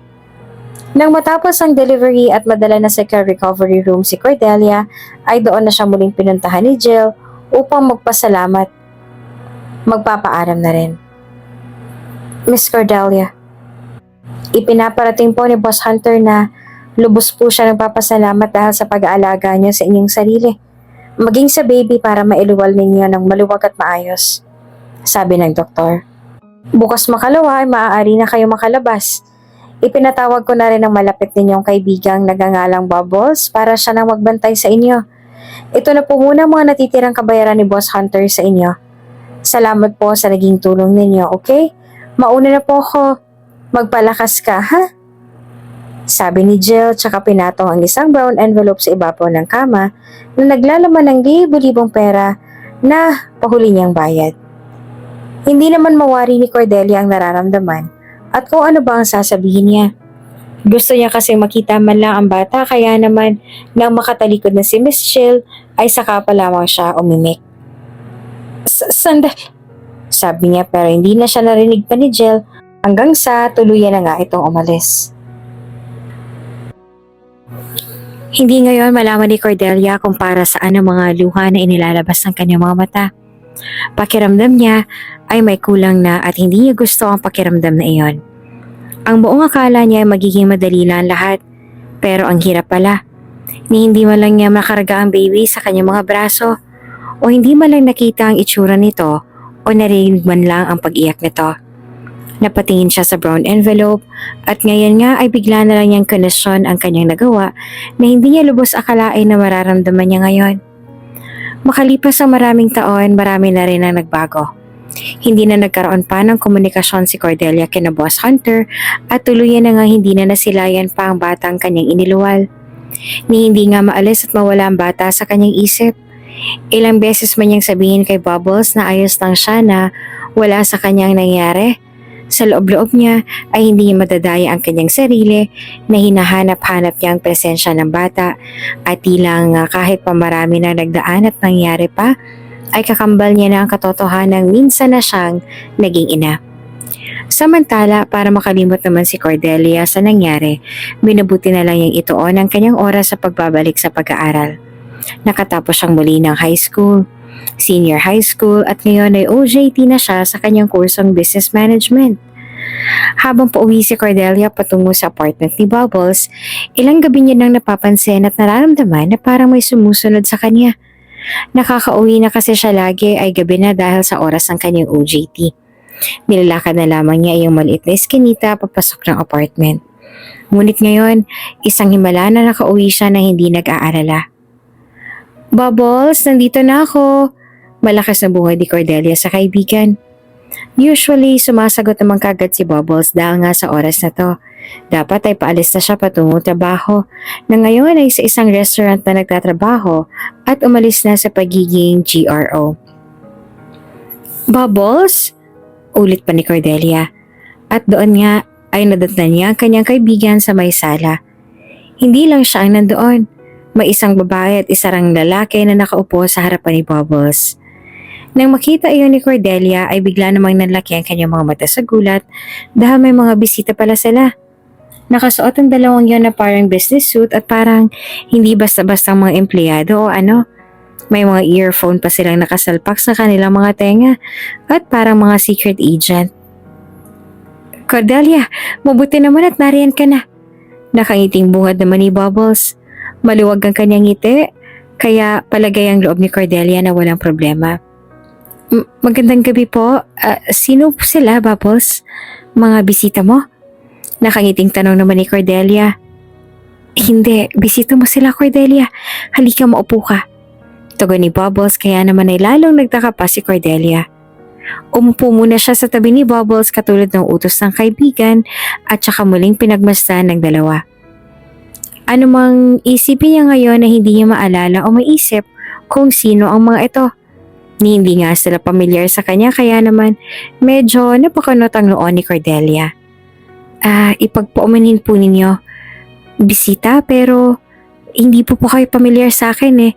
Sino po ba kayo? Nagtatakang tanong naman ni Cordelia sa kanila. Doon ay nagsalita na rin yung babae na nagngangalang Sai. Miss Cordelia, tunay nga hindi niyo pa kami nakikilala. Ako po si Sai at siya naman si Billy. Mga tauhan po kami ni Don Francisco Chavez, ang nagmamay-ari ng milya-milyang hasyenda sa iba't ibang probinsya sa bansa at sangkatutak ng mga planta. Siya po ang nagpadala sa amin dito at ilang taon na din namin kayong hinahanap. Mas lalong nagsalubong ang mga kilay ni Cordelia. Maging si Bubbles na nakikinig lamang ay naguguluhan na rin at hindi na rin nga nakapasok pa sa trabaho. At teka lang po, pasensya na po kayo pero naguguluhan po ako. Sino po si Don Francisco? At ano pong connection ko sa kanya at bakit niyo po ako hinahanap? Ano po bang kailangan niyo sa akin? Sunod-sunod na tanong ni Cordelia sa dalawang misteryosong bisita. Miss Cordelia, hindi na po kami magpapaligoy-ligoy pa. Ikaw ang nawawalang anak ni Don Francisco at Doña Catalina. Sanggol pa lamang po kayo ay kinuha na kayo ng mga kidnappers na nagngangalang Dodong at Ruel. Sila ang mga mastermind sa pagkuha sa inyo at marami na kaming hawak na ebidensya. Matagal na naming sinusundan para masiguro na ikaw nga si Faye, yung nawawalang anak ng mga Chavez.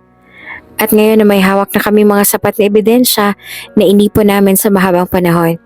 Sigurado na kami na ikaw nga si Faye Chavez, ang batang kinidnap nila ilang taon na nakakaraan. Malalim na paliwanag ng isa sa mga tauhan. Doon ay nagkatinginan na sina Bubbles at Cordelia.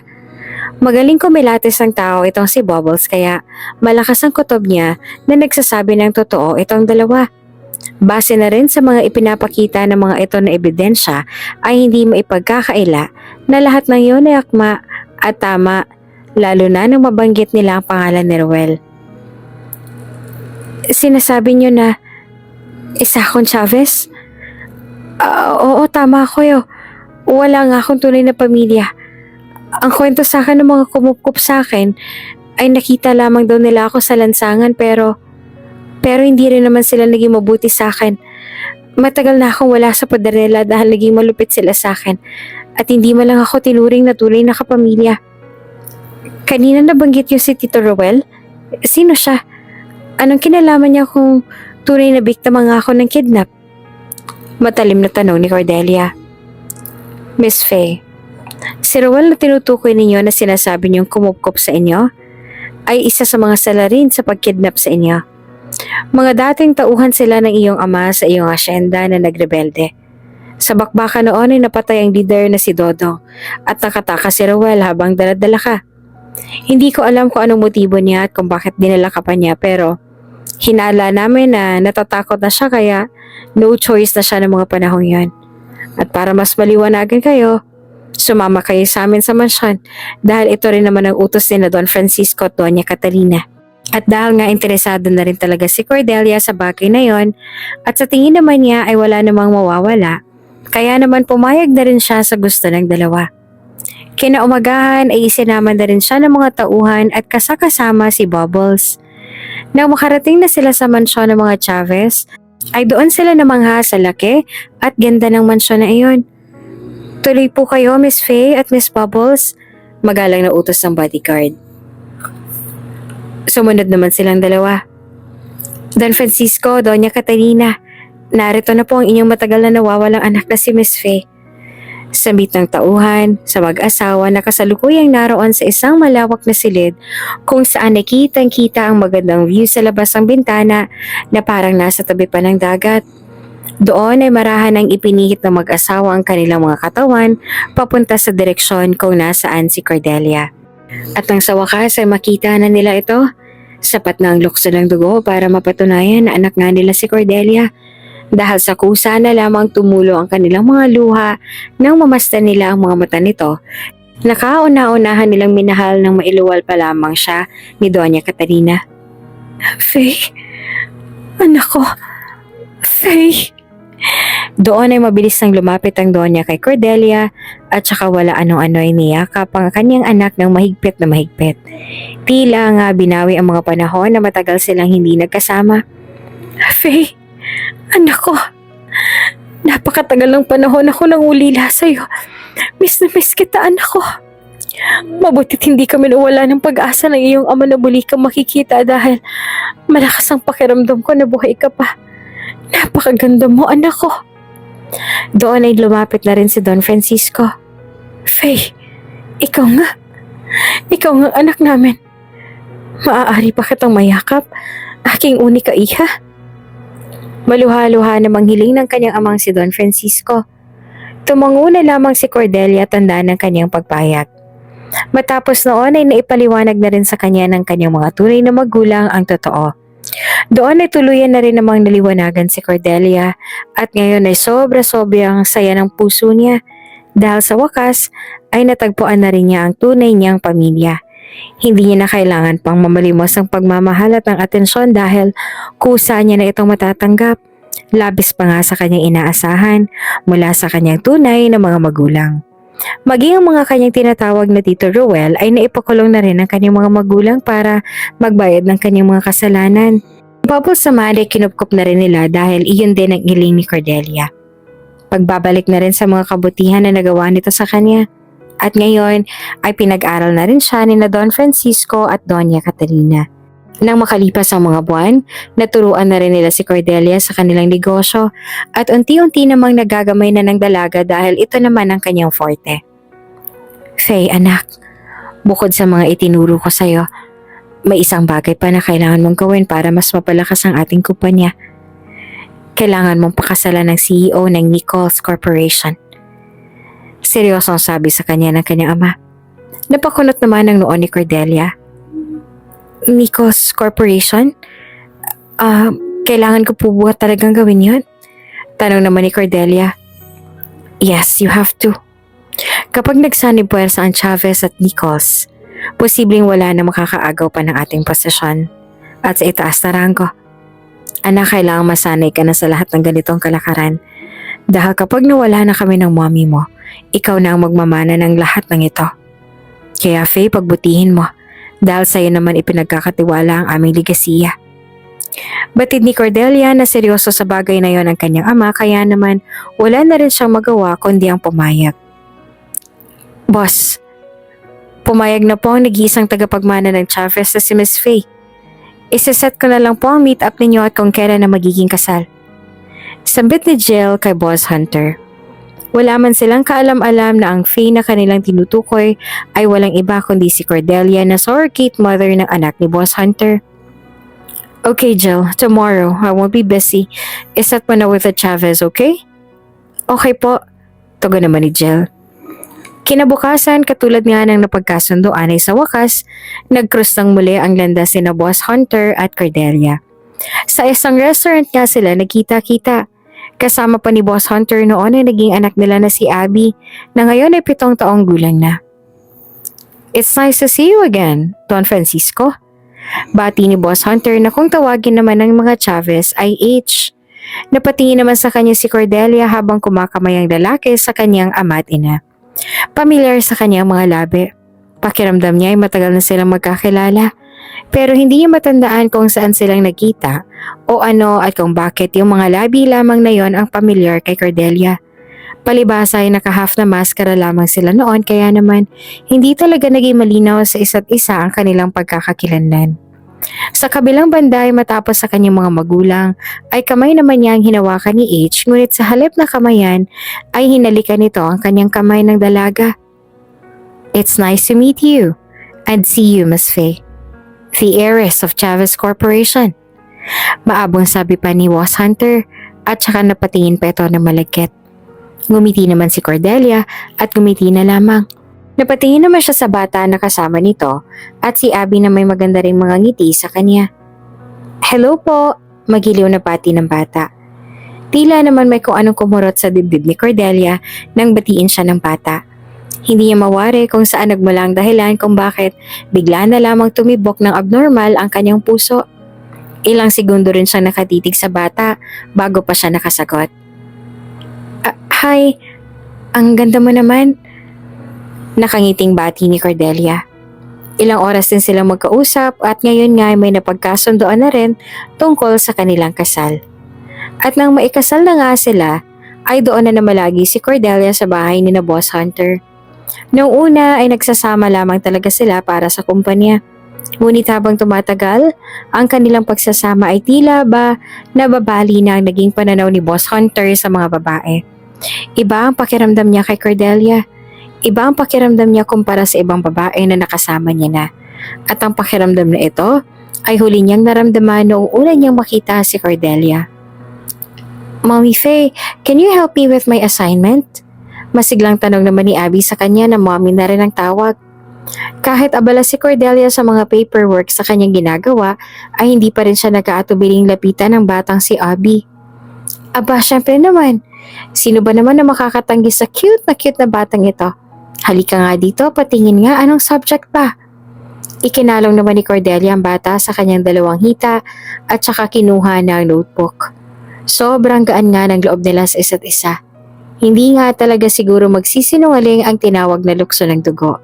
Kahit hindi nila alam na mag-ina sila, ramdam naman nila na yung pagmamahal na para bang matagal na silang may ugnayan sa isa't isa. Samantala, matapos silang gumawa ng homework ay nagbonding muna silang dalawa hanggang sa kapaguran ay nakatulog na si Abby. 9:00 na rin ng gabi noon at magpapahinga na rin sana si Cordelia nang makita siya ni Boss Hunter na patungo sa pool area. Sa malamang magsiswimming ito dahil naka-bathrobe lamang ang samplet nito.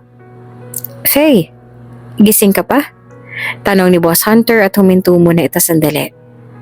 Kapapatulog ko lang kay Abby. Nagpatulong kasi siyang gumawa ng homework tapos kaunting bonding na rin. Ayun, napagod ko yata kaya ang bilis makatulog. Nakangiting kwento naman ni Cordelia. Tumangutango naman si Boss Hunter. Ganun ba? Mukhang nag-e-enjoy dahil usually mga 10 PM palagi yun nakakatulog eh. Anyway, ikaw, tutulog ka na ba?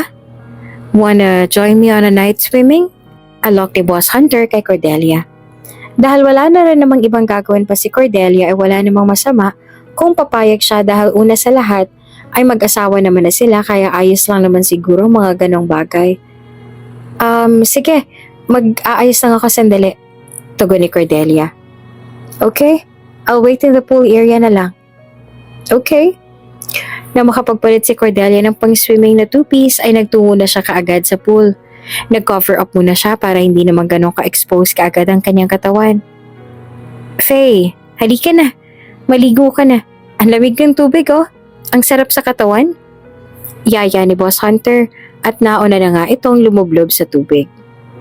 Dahil lagkit na rin si Cordelia sa kanyang katawan ay hindi na rin siya nagpatumpik-tumpik pa at marahan ng inalis ang puting cover-up na bumalot sa kanyang katawan at doon ay napatunganga na lang si Boss Hunter nang makita niya ang kabuoang katawan ni Cordelia. Nakakabigani nga talagang ganda ng katawan nito, parang hindi nanganak. Ngunit napako naman ang paningin ni Boss Hunter sa mga stretch marks ni Cordelia sa may bandang tiyan. Maitim yung kulay na stretch mark kaya nangingibabaw dahil sa mapusyawang kulay na balat ni Cordelia. Hindi na lang din nag-isipan na kung ano-ano si Boss Hunter bagkos ay binaliwala na lamang niya hanggang sa tuluyan nang tumalon sa tubig si Cordelia. Grabe, tama ka nga, sobrang lamig ng tubig. Pero ayos lang dahil nakakaalwa ng pakiramdam. Napakaganda pa ng view. Sambit naman ni Cordelia na kahit nilalamig ay ayos lang daw sa kanya dahil nakaka-relax din ito sa pakiramdam. Faye, I heard na long-lost daughter ka raw ng mga Chavez? Usisa ni Boss Hunter. Oo. Ilang taon din ako nawalay sa kanila. And I bet na alam mo rin ang kwento, tama? Yeah, I heard all things about you. At doon ako naniniwala na tunay nga palang himala. Sino ba namang mag-aakala na sa tagal mong napahiwalay sa kanila ay muli ka pa nila makikita? And now, naniniwala na talaga ako sa himala. And you're the living proof. Sabi pa ni Boss Hunter. Napangiti naman si Cordelia dahil noong una ay buong akala niya hindi sila magkakasundo dahil mukha naman itong tahimik at masungit. Ngunit hindi naman pala. Madaldal din naman pala ito at hindi rin mahirap i-approach. Sa kalagitnaan ng pag-uusap nila ay hindi na rin nila namamalayan na unti-unti na rin napapalapit ang kanika nilang katawan sa isa't isa. Sa kabila ng kalamigan ng tubig, dala pa ng malamig na hampas ng hangin, ay tila parang biglang nakaramdam ng init ang kanilang mga katawan, kaya naman napalunok na lamang si Cordelia. Nakatitig lang kasi sa kanya si Boss Hunter at ang ganitong tagpo ay huli pa niyang naranasan noong may nangyari sa kanila ng lalaki. Dala na rin ang hiya ay hindi na rin niya nagawa pang mag-usisa kung sino ang batang si Abby. Kung nagkaasawa na rin ba ito dati, binaliwala na lamang niya dahil ang mahalaga ngayon ay ang maayos na relasyon nila ng bata. Sa kabilang banday, sa kalagitnaan ng malamig na panahong yon, ay hindi na nila namamalayang kusa ng kumikilos ang kanika nilang mga katawan at tuluyan na ngang nagdikit ito at mahalikan ng labi ng bawat isa. Dinama lang nila ang mga halik na yon hanggang sa tuluyan na nga may nangyari sa kanilang dalawa. Na mga sumunod na araw ay mas lumalim pa ang kanilang pagsasama at relasyon nila bilang mag-asawa. Tila naging seryoso na rin ang dating fixed marriage lamang. Hindi pinilit at kusa lang nilang naramdaman yung malalim na koneksyon na nag-uugnay sa kanilang dalawa. Hanggang sa dumating na sa punto na para bang hindi na kinaya ni Cordelia na magsinungaling sa kanyang nararamdaman. Mahal na niya si Boss Hunter, lalo na ang batang si Abby, kaya naman ngayon ay ayaw niya nang ilihim pa ang kanyang nakaraan sa asawa. H, panimula niya. Yes, Faye, do you need something? Tugon naman ni Boss Hunter. Huminga muna ng malalim si Cordelia at saka nagsalita. Gusto sana kita makausap. May gusto sana akong aminin sa'yo. Kabadong sabi ni Cordelia. Doon ay nabalot na rin ang pagtataka si Boss Hunter kaya naman nag-usisa ito dito. Aaminin? Sige lang, ano yan? Hindi na talaga ako virgin? Ano naman kung hindi ka na virgin? Nanganak na ako. Doon ay natigilan si Boss Hunter. Nagkaroon na rin siya ng hinala na may kinalaman yung stretch marks na nakita niya. What do you mean? H, makinig ka ha. Sa dati kong buhay, naging isang surrogate mother ako. At yun na hindi pa nalalaman ni na daddy. Natatakot akong aminin sa kanila dahil baka isipin nila na ganun akong kasamang babae. H, yung desisyon na nagawa ko noong una, dala lamang yun ang kagustuhan ko makapag-aral. At alam ko makakatulong ng malaki yung perang ibabayad sa akin. Pero nang mailuwal ko yung bata, biglang nagbago ang lahat. Parang ayoko na nun ng pera. Mas gusto ko na lamang na makapiling yung anak ko. Kahit na hindi na siya sa akin. Patawarin mo ako, H. Kung matagal kong inilihim sa'yo to. Mahal na mahal kasi kita eh. Kaya ayoko na maglihim sa'yo. At tuluyan na ngang lumuha si Cordelia habang inilalahad ang kanyang nakaraan. Tila naman naging estatwa si Boss Hunter sa kanyang mga narinig. Nanlamig ang kanyang katawan dahil sa isip niya ay hindi malayong ito ang babae na na-hire niya bilang surrogate mother din ng kanyang anak na si Abby. Faye, maaari ko bang malaman kung natatandaan mo ba ang lalaki na nag-hire sa'yo bilang isang surrogate mother? Kunot noong tanong naman ni Boss Hunter. Ang natatandaan ko ay ang pangalan niya ay Boss Hunter? Tuluyan ang napaawang ang mga labi ni Boss Hunter at bumagsak na nga ang mga balikat dahil sa nalaman na si Cordelia na na-hire niyang surrogate mother noon at si Faye na long-lost daughter ng mga Chavez ay iisa. Parang ang pinaglaruan sila ng kapalaran dahil talagang sa ganitong tagpo pa sila muling nagkita. Tunay nga na ang kapalaran ang gumawa ng paraan para muli silang magkita. At ang ibig sabihin lang nun ay talagang ginusto ng tadhana na sila talaga ang maging mag-asawa. Cordelia? Paanong nasabi ni Boss Hunter ito? Bakit niyo po ako kilala? Cordelia po ang pangalan ko nung hindi pa po ako si Faye. Alam ko. Alam ko dahil ako ang nag-hire sa'yo upang maging surrogate mother. Ako si Boss Hunter. At anak mo si Abby. Anak natin si Abby. Namilog naman ang mga mata ni Cordelia dahil hindi niya alam kung ano magiging reaksyon niya. Hindi niya alam kung ano ang papaniwalaan dahil ang totoo, sobrang saya ng puso niya ngayon sa naging revelasyon nila na si H at Boss Hunter ay iisa pala. Sa isip niya ay bakit hindi nga ba niya kaagad na puna, pero ang mahalaga sa ngayon ay alam na nila ang katotohanan at hindi na sila mahihirapan pang tanggapin dahil mag-asawa na sila at mahal na rin naman nila ang isa't isa. Niyakap na nga lang ni Boss Hunter ng mahigpit si Cordelia dahil aminado naman siyang matagal ng panahon din siyang nangungulila sa babae. Matagal din niyang hinanap ang aura ng presensya nito, ang amoy at buong kabuuan nito. Napaiyak na lang din si Cordelia dahil sa haba ng panahon na inakala niyang hindi niya na makikita sina Hunter at Abby ay doon pala siya nagkakamali dahil sabi nga ni Boss Hunter, tunay ang himala at ang nangyari sa kanilang muling pagtatagpo ay isang himala na kailanman ay hindi na nila naisip pa ang mangyayari.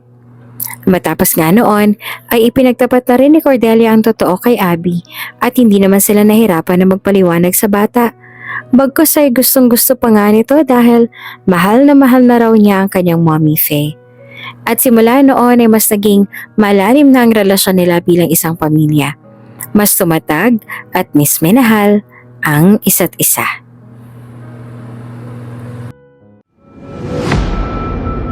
Kung bago ka pa lang sa channel na ito, Ate Jane TV, huwag kalimutang pindutin ang notification bell and subscribe button. Sana po hindi naman malaking abala sa inyo ang pagpindot ng subscribe button dahil ang kapalit po nito ay ang pagsuporta para makapag-produce ng mga libreng stories sa mga channels ni Ate Jane. Maraming salamat!